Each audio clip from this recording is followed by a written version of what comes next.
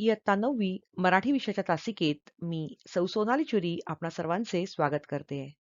आपण पाठ क्रमांक 3 बेटा मी ऐकतो आहे या पाठाची प्रश्नोत्तरं पाहत होतो. क्वेश्चन आन्सर सिरीज चालू आहेत आपल्या वर्कबुक मधल्या. उतारा क्रमांक 3 पर्यंत मागच्या व्हिडिओमध्ये आपलं झालेलं आहे. आता वेळ वाचनाची झालेली आहे. उतारा क्रमांक 4 तुमच्याकडे आहे. वाचायचं आहे.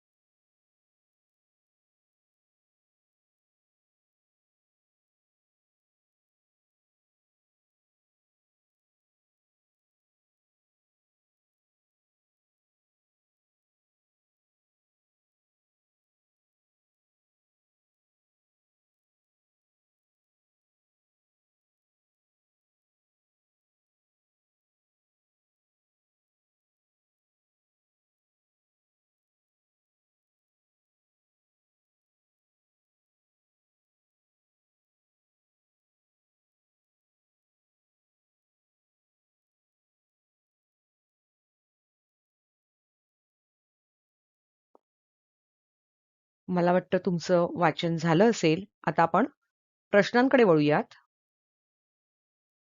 प्रश्न 4.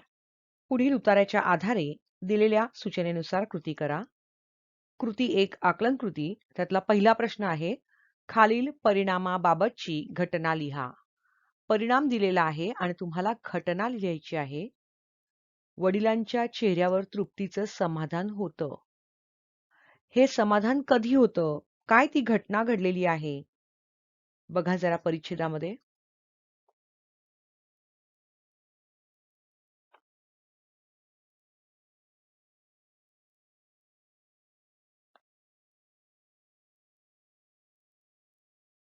आत्ताच वाचन झालेलं आहे, त्यामुळे उत्तर तुम्हाला मिळालं असेल अशी अपेक्षा बाळगते.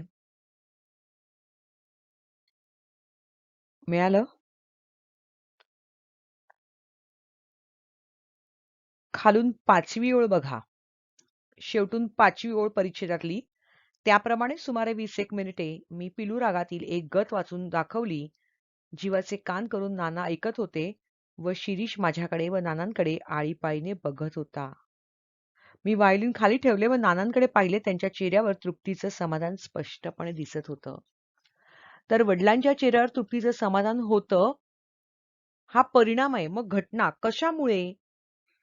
तर उत्तर असं तुम्हाला लिहिता येईल इकडे. लेखकाने सुमारे 20 मिनिटे पिलू रागातील एक गत वाचवून दाखवली. ही त्याचं उत्तर आहे. हातामध्ये पेन्सिल ठेवायची आहे आणि परिच्छेदातले जे जे शब्द वापरते तिथे अंडरलाईन करत चालायचं आहे. मग तुम्हाला ते उत्तर कळेल. उत्तर पुन्हा एकदा रिपीट करते. लेखकाने सुमारे 20 मिनिटे पिलू रागातील एक गत वाजवून दाखवली. ही ती घटना आहे. आता आपण पुढच्या प्रश्नाकडे वळूयात. प्रश्न 2. उत्तरे लिहा. नानांच्या चेहऱ्यावरील भाव. नानांच्या चेहऱ्यावरील भाव कसे होते? बघा बरं.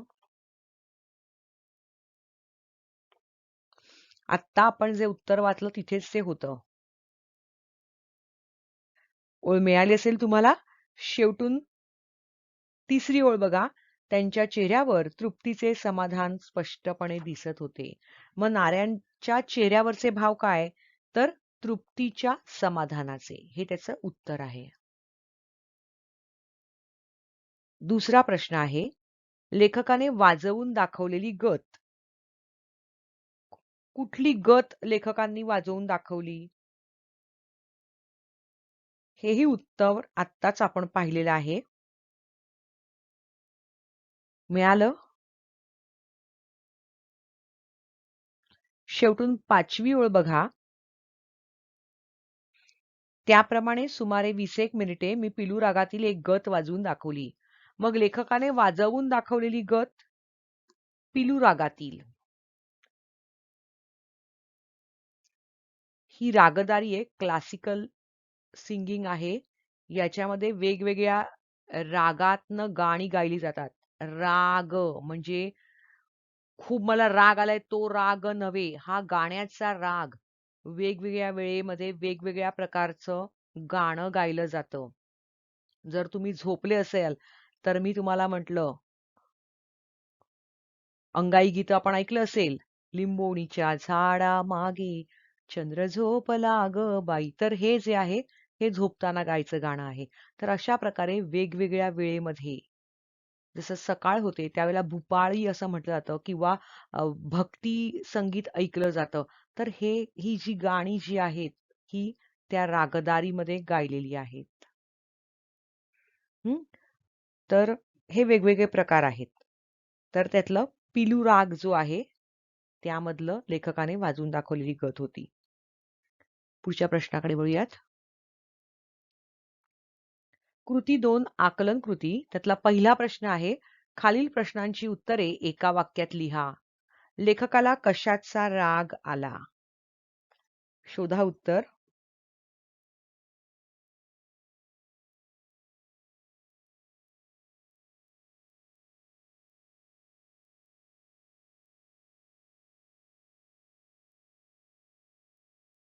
उत्तर मिळालं असेल. परिच्छेदाची अगदी शेवटची ओळ आहे. तिथे हे उत्तर आहे. लेखकाला, आता हे एका वाक्यात उत्तरे लिहा. याला एक गुण असतो आणि म्हणून पूर्ण वाक्यामध्ये हे लिहायचं आहे. लेखकाला शिरीषच्या आगाऊ स्वभावाचा राग आला.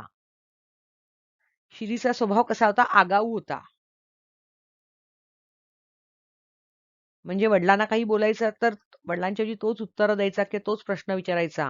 म्हणजे मोठे असताना छोट्यांनी बोलणं योग्य नाही आणि म्हणून त्याला तो आगाऊ स्वभाव असं म्हटलेलं आहे किंवा आगाऊपणा. तर लेखकाला कशाचा राग आला? लेखकाला शिरीषच्या आगाऊ स्वभावाचा राग आला. आपण पुढच्या प्रश्नाकडे वळूयात.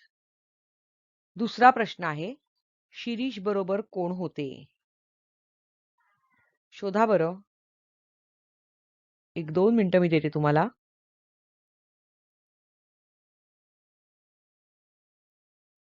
उत्तर तुम्हाला माहिती आहे. बरोबर आहे. शिरीष बरोबर त्याचे नाना होते. उल्लेख आलेला आहे. शिरीष बरोबर त्याचे नाना होते. पुढच्या प्रश्नाकडे वळूयात. स्वमताचा प्रश्न आहे. एखाद्याचा स्वभाव आगाऊ असतो म्हणजे कसा? हे तुमच्या शब्दात सांगा.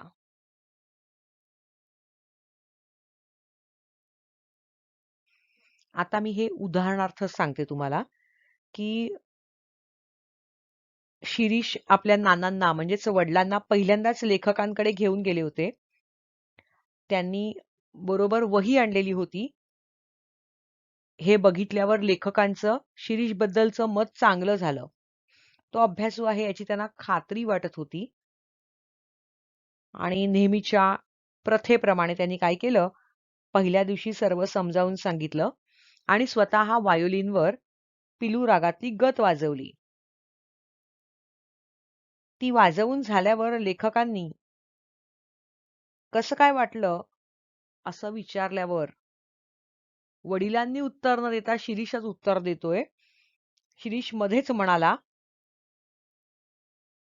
आणि त्यामुळे लेखकाला त्याच्या आगाऊपणाचा राग आलेला आहे. त्यानंतर शिरीषने एक अजून प्रश्न केला होता, की आपण कुठे असता कामाला?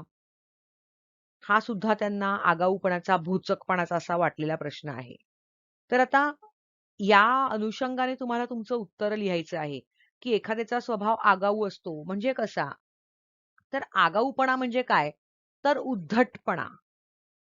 आणि असा उद्धट स्वभाव असलेली व्यक्ती जी असते ना, ही स्वभावाने एकदम बिनधास्त असते. कोणाची बिनधास्त ठेवत नाही ही माणसं. कधी कोणाला घाबरत नाही आणि प्रश्न विचारणं हा त्यांचा स्वभाव असतो. आणि अशा प्रकारची व्यक्ती जेव्हा दुसऱ्यांशी, इतरांशी बोलत असते, त्यावेळेला ती व्यक्ती आपले विचार स्पष्टपणे व्यक्त करत असते.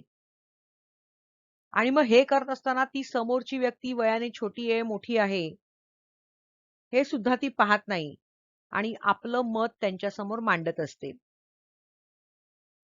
आणि अशा व्यक्तींशी जर कोणी थोडाफार आवाज चढवून बोललं, तर अशा स्वभावाच्या व्यक्तींना राग येतो आणि मग अशा व्यक्तींचा पाणउतारा केल्याशिवाय ते गप्प राहत नाहीत.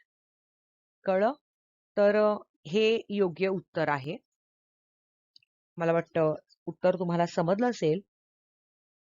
आपण पुढच्या उतार्याकडे जाऊयात. उतारा क्रमांक 5. वेळ झाली आहे वाचायची. चला तर मग.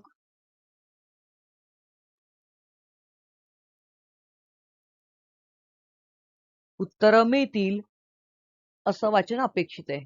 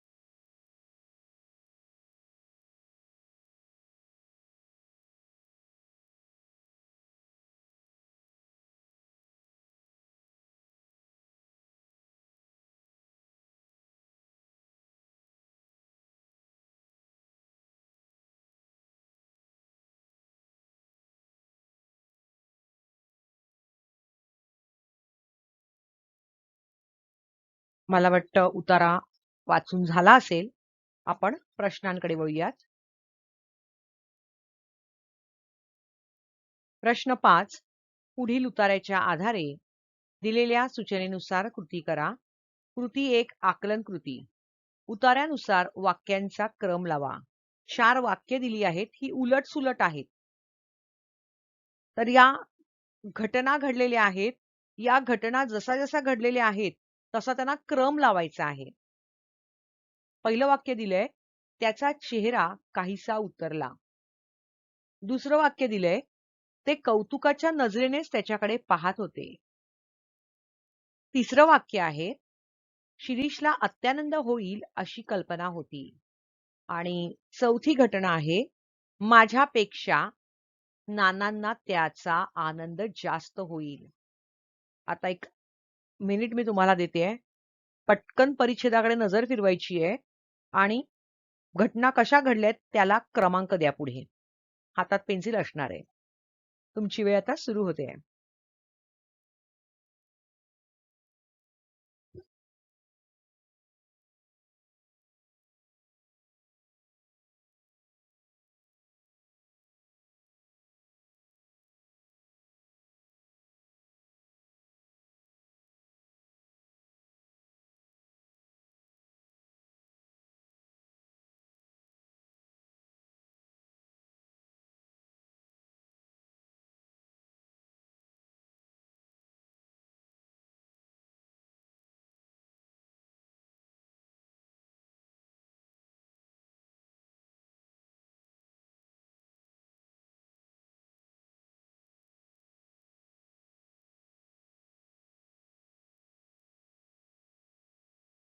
मला वाटतं उत्तराचा पर्याय तुम्ही शोधला असेल.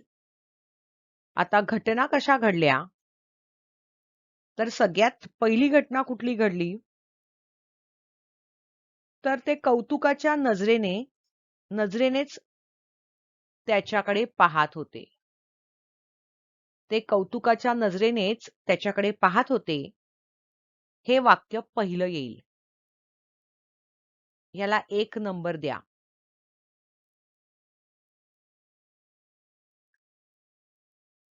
त्यानंतर वाक्य येईल, शिरीषला अत्यानंद होईल अशी कल्पना होती. ह्या वाक्याला 2 नंबर द्या.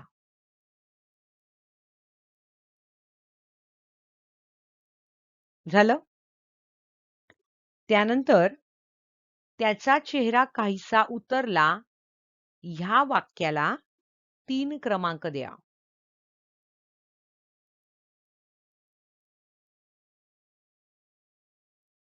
आणि चौथा नंबर द्यायचा आहे. तो चौथ्या वाक्याला माझ्यापेक्षा नानांना त्याचा आनंद जास्त होईल. ओके? पुन्हा एकदा सांगते, क्रम कसा येईल? तर ते कौतुकाच्या नजरेने त्याच्याकडे पाहत होते. शिरीषला अत्यानंद होईल अशी कल्पना होती. त्याचा चेहरा काहीसा उतरला. माझ्यापेक्षा नानांना त्याचा आनंद जास्त होईल. तर अशा प्रकारे ही 4 वाक्य तुम्ही रचणार आहात किंवा लिहिणार आहात. आता आपण पुढच्या प्रश्नाकडे वळूयात. कृती 2 आकलन कृती. त्यातला पहिला प्रश्न आहे योग्य पर्याय निवडून विधाने पूर्ण करा. प्रश्न दिलेला आहे लेखकाच्या सर्व विद्यार्थ्यात त्याची आणि 4 पर्याय दिलेले आहेत. 4ही पर्यायांचं वाचन मी इथे करून दाखवते. योग्य पर्याय तुम्हाला जो वाटतोय त्याच्या समोर तुम्ही बरोबरची खूण करायची आहे पेन्सिलीने. पहिलं वाक्य आहे किंवा पहिलं विधान आहे अ. स्मरणशक्ती फारच दांडगी होती. ब. आकलन शक्ती फारच दांडगी होती. क. विचारशक्ती फारच दांडगी होती आणि ड. चिंतन शक्ती फारच दांडगी होती. आता लेखकाच्या सर्व विद्यार्थ्यात त्याची काहीतरी दांडगी होती, पण ती काय आहे? स्मरणशक्ती, विचारशक्ती, आकलनशक्ती की चिंताशक्ती?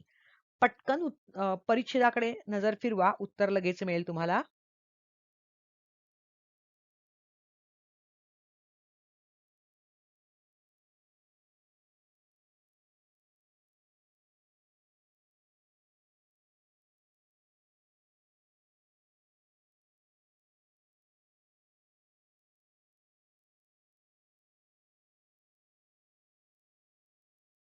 मिळालं उत्तर?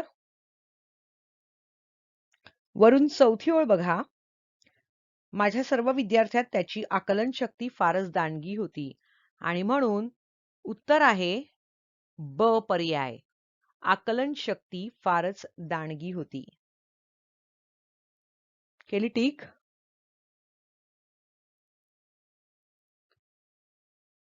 जाऊया पुढच्या प्रश्नाकडे. दुसरा प्रश्न आहे त्यामधलाच लेखकाने आपल्या विद्यालयाच्या प्रथम कार्यक्रमात आपण आणि 4 पर्याय दिलेले आहेत. अ. अमेयला कार्यक्रम द्यायचा असा निश्चय केला. ब. नानांना कार्यक्रम द्यायचा असा निश्चय केला. क. शिरीषला कार्यक्रम द्यायचा असा निश्चित केला आणि ड. गुरुजींना कार्यक्रम द्यायचा असा निश्चय केला. आता कोणाला कार्यक्रम द्यायचा आहे निश्चय केला? अमयला, शिरीषला, नानांना की गुरुजींना? पटकन उत्तराकडे नजर फिरवा.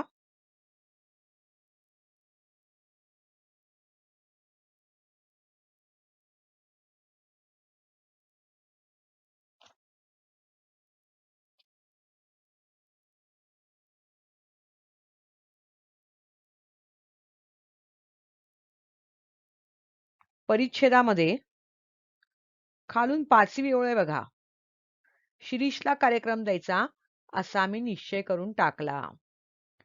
मग उत्तर आहे लेखकाने आपल्या विद्यालयाच्या प्रथम कार्यक्रमात आपण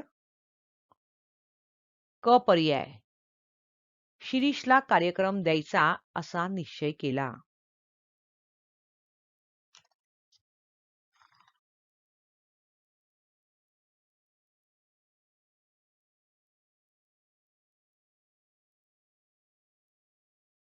झालं?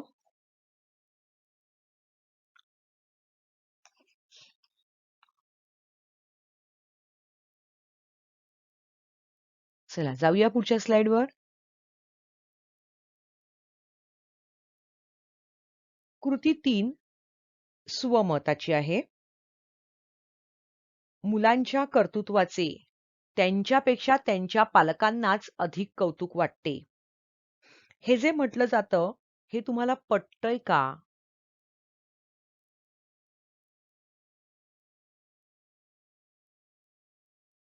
आता हे जे स्वमत असतात त्याला उदाहरणं दिलीत तर अतिशय छान उत्तर तुम्ही लिहू शकाल. तुम्ही इथे असं लिहू शकाल की परीक्षेत पाल्य म्हणजे कोण? तुम्ही स्टुडंट. तर तुमचा पहिला क्रमांक आला तर काय होईल? ते उत्तर तुम्ही तिथे लिहू शकता. किंवा अजून एक वेगळं मॉडेल आन्सर मी इथे सांगू इच्छिते. बघा आपल्या घरामध्ये तुम्हाला छान टक्के मिळाले, पर्सेंटेज चांगले आले, तर तुमच्या पॅरेंट्सना, पालकांना जास्त कौतुक वाटतं. बरोबर आहे ना? म्हणजे हे मत 100% खरं आहे किंवा ते पटतंय. कारण प्रत्येक आई-वडील आपल्या मुलांना लहानाचं मोठं करतात, शिक्षण देतात. त्यांचं एक स्वप्न असतं, की आपल्या मुलाने किंवा मुलीने मोठं होऊन घराचं, समाजाचं, देशाचं नाव मोठं करावं. जेव्हा मुलं परीक्षेत वगैरे प्रथम येतात, पहिले येतात, डॉक्टर होतात, इंजिनियर होतात, त्यावेळेला आई-वडिलांच्या चेहऱ्यावरचा जो आनंद आहे, हा आनंद ओसंडून वाहत असतो आणि मुलांपेक्षा अधिक त्यांना जास्त कौतुक वाटत असतं. जसं आत्ताच रिसेंटली 10वी रिझल्ट लागलेला आहे आणि हा रिझल्ट लागल्यानंतर काहीकांना चांगले गुण प्राप्त झालेत, तर काहीकांना सो आलेले आहेत गुण. मग ज्यांनी खरंच 9वी चांगला अभ्यास केलेला आहे किंवा होता, ती मुलं पुढे गेलेली आहेत. कारण त्यांच्याकडे सातत्य आहे अभ्यासाचं. बऱ्याचदा आपण म्हणतो चला आत्ता नाही 9वी नाही 10वी बघू आपण. मग म्हणतो की आता नाही 2 महिने झाले ना तेव्हा आपण बघू. आणि मग ज्यावेळेला अशी सिच्युएशन निर्माण झाली, मग त्यावेळेला फायदा कोणाला मिळाला? तर जी मुलं 9वी मध्ये सुद्धा तितकाच अभ्यास करत होती. त्याच मुलांना जास्त यश प्राप्त झालं. कारण 9वीचे पर्सेंटेज गेले ना. 9वीचे 50% गेले पर्सेंटेज आणि 10वीचे 50% आले. असे मिळून 100%चा रिझल्ट लागलेला आहे. बरोबर?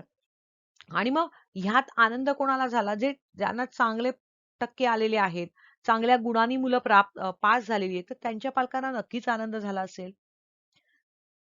म्हणजेच काय? तर मुलांनी आयुष्यामध्ये मिळवलेलं हे जे यश आहे, हे आयुष्यभर त्यांनी कष्ट करून मिळवलेल्या तपाचं फळ असतं. आणि म्हणूनच मुलांच्या कर्तृत्वापेक्षा त्यांच्या पालकांनाच अधिक कौतुक वाटतं. हे जे म्हटलं जातं, ते अगदी योग्य आहे असं मला वाटतं. मला वाटतं हे स्वमताचं उत्तर तुम्हाला कळलं असेल. आपण पुढच्या परीक्षेदाकडे जाऊयात. उतारा 6. वेळ झालेली आहे वाचनाची. चला तर मग वाचायला सुरुवात करा.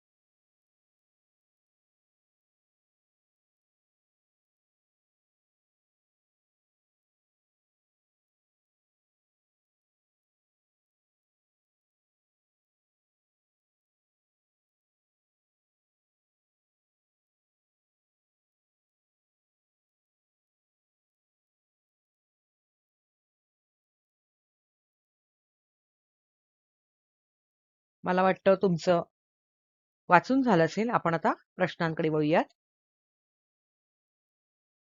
प्रश्न 6. पुढील उत्तराच्या आधारे दिलेल्या सूचनेनुसार कृती करा. कृती 1 आकलन कृती. त्यातला पहिला प्रश्न आहे आकृतीबंध पूर्ण करा. लेखकाला या प्रश्नाचे उत्तर सापडेना. कुठल्या प्रश्नाचे उत्तर सापडेना? आत्ताच तुम्ही परिच्छेद वाचला आहे. पटकन नजर फिरवा.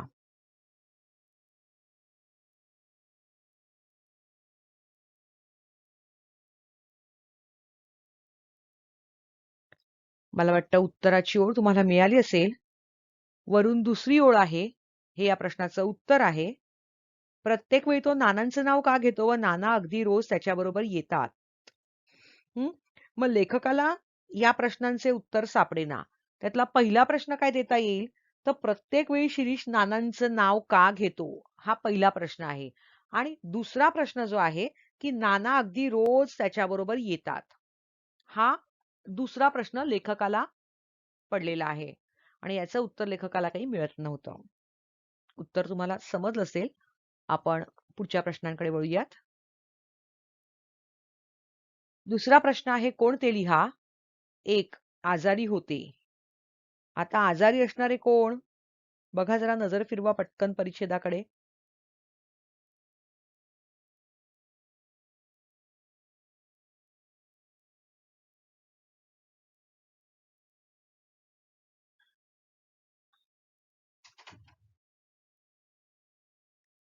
आजारी होते कोण? नाना. उत्तर बरोबर आहे. दुसरा प्रश्न आहे आठवणीने बैचेन होता. तर आठवणीने बैचेन होणारे कोण?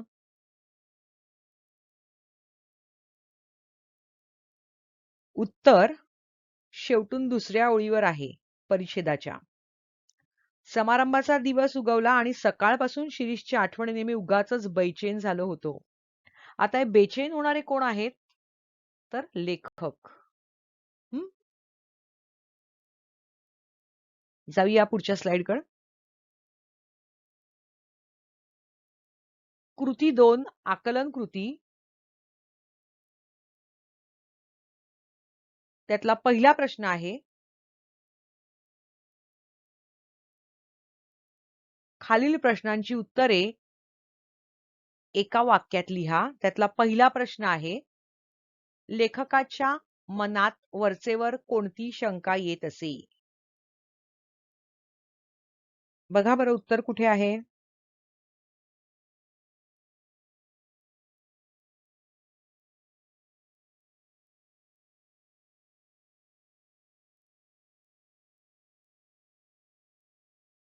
मिळालं उत्तर परिच्छेदामध्ये?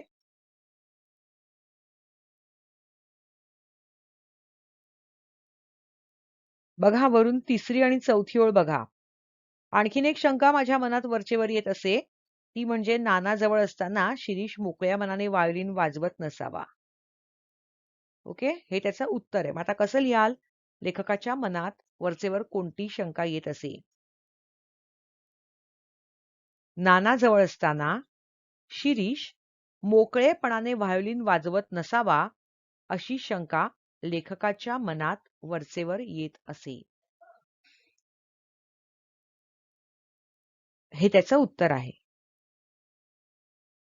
पुढचा प्रश्न आहे 16व्या दिवशी लेखकाला शिरीषबाबत कोणता निरोप मिळाला?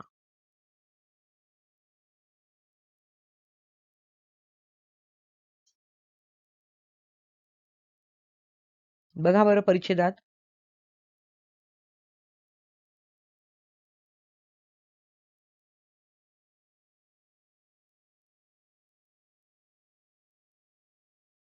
वरून 6वी ओळ आहे बघा. 16व्या दिवशी एक मनुष्य निरोप व फीचे पैसे घेऊन आला. नाना आजारी असल्यामुळे शिरीष येऊ शकणार नाही असे तो म्हणाला. मग 16व्या दिवशी लेखकाला शिरीष बाबत कोणता निरोप मिळाला? याचं उत्तर असं येईल 16व्या दिवशी प्रश्नातला भाग पहिल्यांदा घ्यायचा आहे. 16व्या दिवशी लेखकाला शिरीष बाबत आता तुमचं उत्तर लिहा. नाना आजारी असल्यामुळे शिरीष येऊ शकणार नाही असा निरोप मिळाला. आणि हा जो निरोप आहे नाना आजारी असल्यामुळे शिरीष येऊ शकणार नाही हा एकेरी अवतरण चिन्ह म्हणजे सिंगल इन्व्हर्टेड कॉमामध्ये लिहायचा आहे. कारण तो निरोप आहे ना म्हणून. दुसऱ्याच्या तोंडचं वाक्य आहे आणि म्हणून ते एकेरी अवतरण चिन्ह किंवा सिंगल इन्व्हर्टेड कॉमामध्ये तुम्ही लिहिणार आहात. जाऊया पुढच्या प्रश्नाकडे. कृती 3 स्वमत. ऐन कार्यक्रमाच्या दिवशी तुमच्याबरोबर कार्यक्रमात भाग घेतलेला तुमचा मित्र गैरहजर राहिल्यास तुमची मनस्थिती कशी होईल? काय होईल तुमचं? तुमची मनस्थिती डगमगेल का? काही वेळापुरती तुम्ही एकदम ब्लँक व्हाल का? की नाही आला मग शो मस्ट गो ऑन आणि असं करून तुम्हीच त्याचा संवाद म्हणणार आहात की आत्मविश्वासाने तुम्हीच काहीतरी त्यावर मार्ग काढणार आहात? बघा काय ह्यावर तुम्ही लिहू शकता. उदाहरणार्थ मी सांगते इकडे की समजा मी एखाद्या नाटकामध्ये वगैरे शाळेच्या भाग घेतला असेल आणि तुमच्यासोबत तुमच्या मित्राने, मैत्रिणीने सुद्धा भाग घेतला आहे आणि जवळपास महिना, दीड महिना तुम्ही प्रचंड मेहनत करता आहात, पूर्वतयारी करता आहात आणि ऐन कार्यक्रमाच्या दिवशी तुमचा मित्र किंवा तुमची मैत्रीण काही कारणास्तव या कार्यक्रमाला हजर राहू शकणारच नाही. हे समजल्यावर एकतर तुमची तारांबळ उडेल, काय करावं काही सुचच नसणार आहे तुम्हाला. नाटक असेल तर त्या मित्राचे किंवा मैत्रिणीचे संवाद कोण म्हणणार? आणि म्हणून एक प्रकारचं टेन्शन तुमच्या मनावर असेल. मग कार्यक्रम रद्द करायचा का? इथपर्यंत तुम्ही पोचलेला असाल अशा निर्णयापर्यंत. आणि जर का अशी वेळ आली की ते नाटक आता त्या व्यक्तिरेखेशिवाय, त्या पात्राशिवाय, त्या कॅरेक्टरशिवाय पूर्णच होत नाहीये आणि ते कोणी करू शकत नाहीये. मग काय होणार? तर तुम्हाला ते रद्द करावं लागेल आणि त्यामुळे तुम्ही खूप दुःखी व्हाल, की अरे 1.5 महिना झाला मी प्रॅक्टिस करतोय, तयारी करतोय, पूर्वतयारी करतोय आणि आता केवळ एक व्यक्ती आली नाही आणि म्हणून मला पूर्ण ती मेहनत फुकट जातेय तुमची. आणि म्हणून तुमचं मन दुःखी होईल, उदास होईल. किंवा तुमच्यातलाच एक जण सांगेल की नाही हे सगळे डायलॉग मला पाठ आहेत आणि मी उभा राहतो आणि म्हणतो. किंवा अॅन्युअल फंक्शनला तुमचे डान्स आहेत आणि त्यामध्ये तुमची मैत्रीण किंवा मित्र जर गैरहजर राहिला काही कारणास्तव, तर तुमच्याबरोबर थांबणारा एखादा तुमच्याच हाऊस मधला मित्र किंवा मैत्रीण त्याची जागा घेऊन ती वेळ निभावून नेऊ शकेल. असं झालं तर ह्या परिस्थितीचा, मनस्थितीचा विचार करून तुमचं उत्तर इकडे असणं आवश्यक आहे.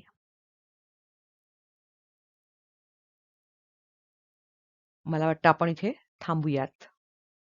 इथपर्यंत वर्कबुक तुम्हाला कंप्लीट करायची आहेत. भेटूया पुढच्या व्हिडिओमध्ये.